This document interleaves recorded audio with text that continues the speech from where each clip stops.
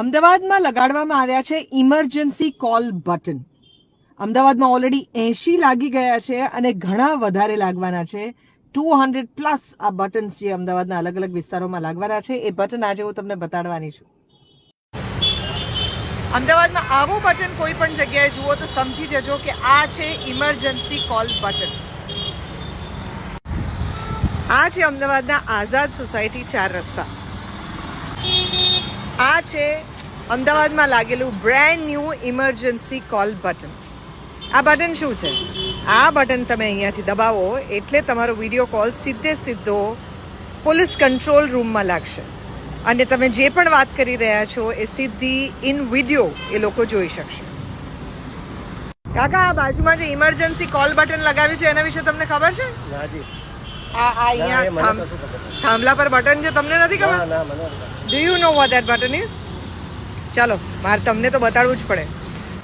આ એવું બટન છે કે અડધી રાતે તમને કોઈ વ્યક્તિ અહીંયા હેરાન કરતું હોય, લેટ નાઇટમાં કોઈ પણ પ્રકારનો પ્રોબ્લેમ કોઈ મહિલાને થતો હોય, કોઈ વૃદ્ધોને થતો હોય, તો આ લાલ બટન જે છે તમારે દબાવવાનું છે.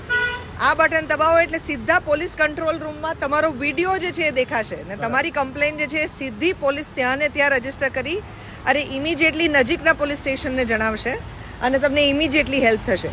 આખા શહેરની અંદર આવા 200 બટન એ લોકો લગાડવાના છે અલગ અલગ જગ્યાએ. 80 ઓલરેડી લાગી ગયા છે.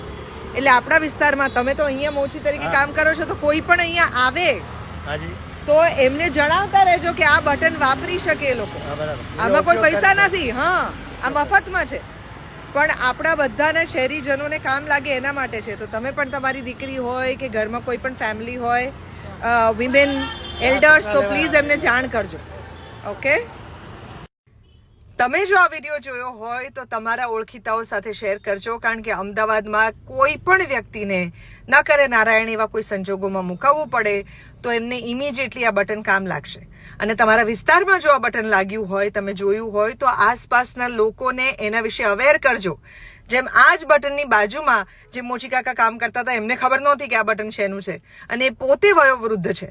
તો એવા જે લોકોને ન ખબર હોય એમના સુધી આ વાત પહોંચાડવાની જવાબદારી હવે તમારી.